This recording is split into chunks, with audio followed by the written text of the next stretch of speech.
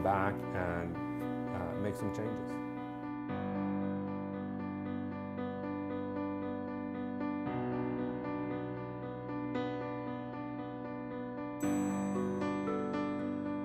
I spent about 10 years doing polar expeditions, North Pole, South Pole, and Greenland.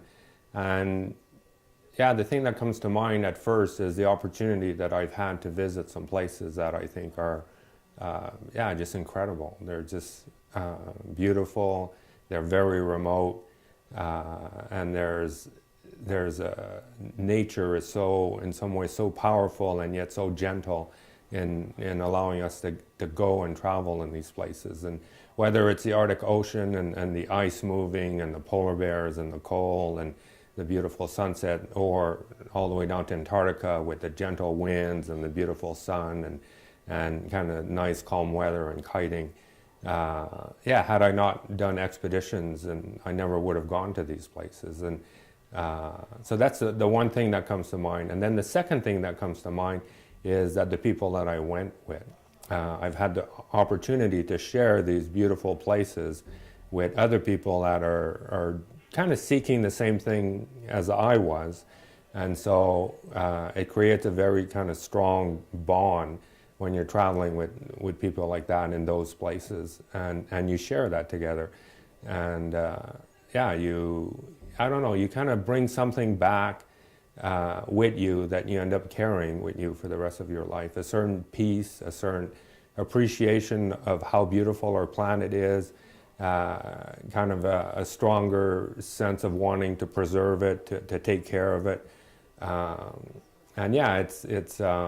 I don't live in the polar regions. I go there and I come back, but I really believe I kind of live my life a little bit differently now after having been there.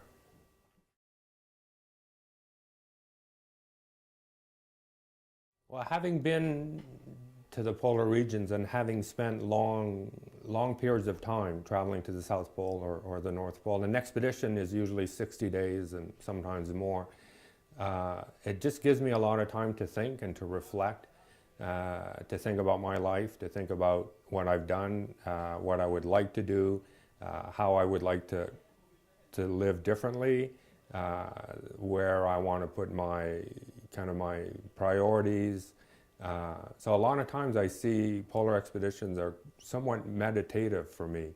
I go there, I have time to think, I have time to reflect, and I kind of come back into my world where I live, where my friends and my family and my wife and children are, and I take all that back with me. I'm one person, and what I experience out there, I take it back.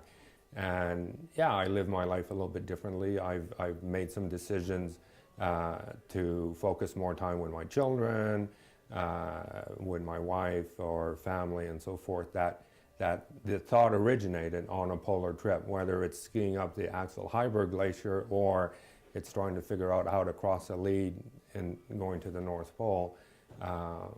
It's been very good for me. It's been a way to kind of step outside my day-to-day life for a long enough time to really kind of assess where I'm at as an individual, as a person, and then come back and make some changes.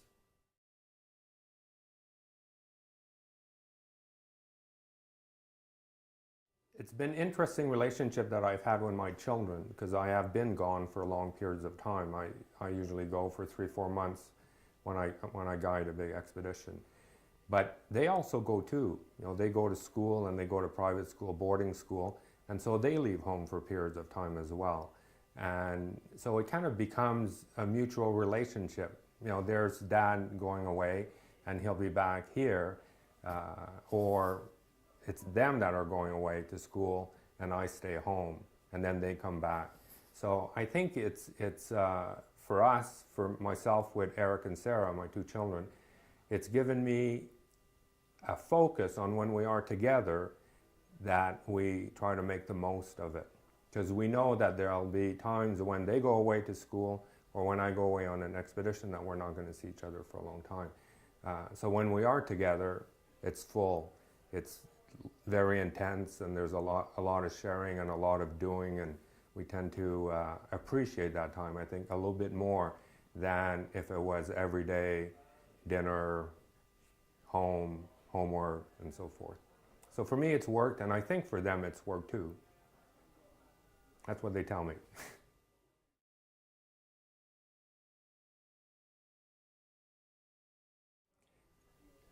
The other thing about polar travel, for me, I've been very passionate about it, and I've loved going out on these expeditions.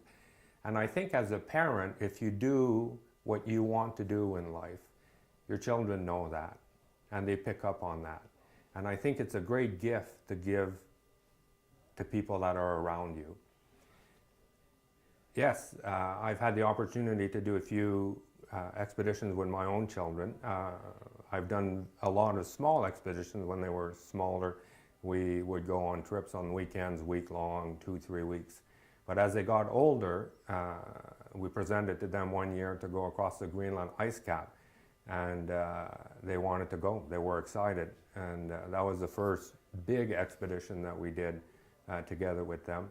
And we had dogs, we had kites, and so we kind of mixed the old and the new way of travel. And yeah, they both fell in love with all of it, not just the kiting or the dog sledding or the polar travel, but they just loved going and spending a month going from point A to point B. And since then, they've done more and more and more. And as I've done less, they're the ones that are leaving home now, and I'm the one that's staying back and helping them out and answering the telephone when they make their scheduled calls and so forth. So it's a great, it's a great gift that I've been able to give my children. In the same way that I loved what I did, I can see it in them now that they love what they're doing. And I think they're doing it incredibly safely. They're not taking unnecessary risk. They're not doing it for their ego, they're doing it because they love to do it, and I think that's an incredible inspiration to other young people. Doesn't matter what it is, as long as you go out, you give it all you've got, and you just look at the beauty that's around you, whether it's nature or the people you're traveling with, or in yourself. And yeah, I feel incredibly proud of having been able to give that to my children. And to other people that I've taken trips with. Some have gone on and done other bigger expeditions, and yeah, it's great to see that, you know, we share something together, and I'm able to give a little bit of what I'm passionate about to someone else, and then they make even more out of it. It's a great thing to carry with you.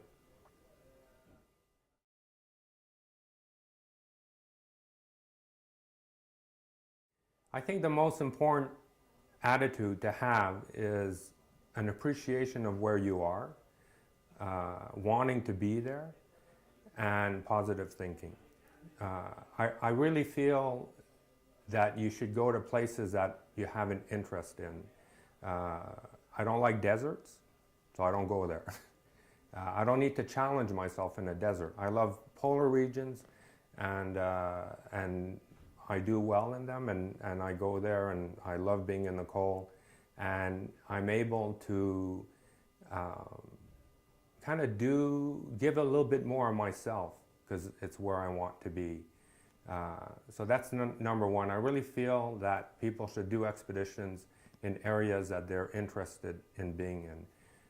The second one is a positive attitude. Nature is a force in itself, and it's not always sunny, and it's not always perfect conditions. And you can never predict what's going to come the next day or the next several days. And as hard as it gets, you need to stay positive, and you just take it day at a time, and you'll get through it. You know, the blizzard will end, the sun will come back. The sun's never stayed away forever. And the snowstorm will stop, and the wind will blow the soft snow away. The wind will come back, and you'll be able to kite. So you stay positive, and you take it one day at a time, and you keep going towards your ultimate goal, your challenge, the end. The third point is the human aspect, the people that you're traveling with. And I think it's very important to travel with people where there's a common respect for each other, there's common care for one another, and there's a very strong belief that we're in this together. You know, we've embarked on this goal, this challenge, this adventure, this expedition, and we are going as a team from point A to point B. And we will help each other through the hardships, and we will share the good moments and the successes along the way together as a team. Yeah, those are the 3 points that I would say lead to successful expeditions. I would much rather come off an expedition where we did not reach our goal, where I still am friends with the people I travel with, I still want to spend time with them and go have a coffee or a beer, than get to my goal and then not want to see the people that I spend the last 2 months with. That would be a real letdown for me, a real letdown.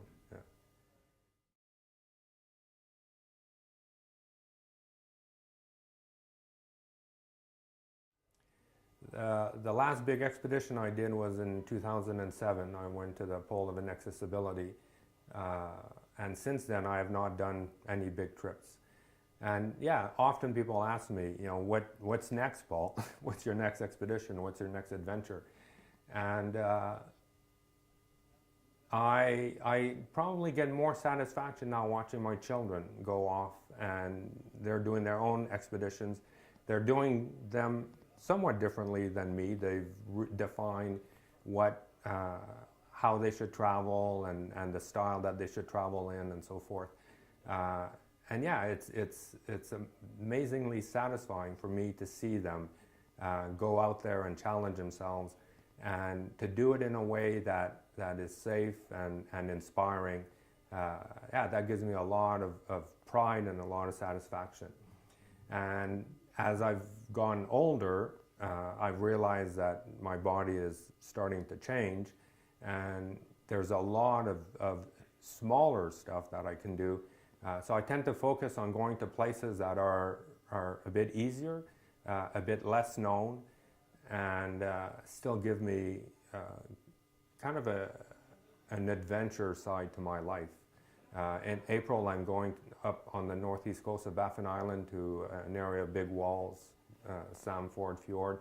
I've always wanted to go there, and I'm going with a friend. We're going to spend a month, and we're going to do photography, video, kite, and maybe a little bit of climbing off the descent routes and get to the summits. And yeah, I'm just as excited about that trip as I was 5 years ago when I was going to the South Pole. And yeah, there's so many places to discover on our planet, and that's what I'm doing, and I hope to continue to do it for a long time still.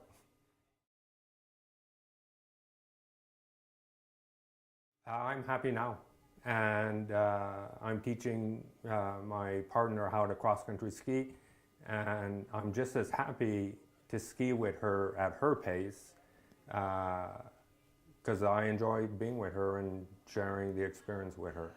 And yeah, I feel incredibly fulfilled. I've been so fortunate to have been able to go where I've gone. I've done, I don't know, maybe 9 or 10 big expeditions, and yeah, it's amazing. And it's, you know, every day I probably think about some aspect of some expedition, whether I'm looking at a picture on the wall, or I get an email from an old expedition partner.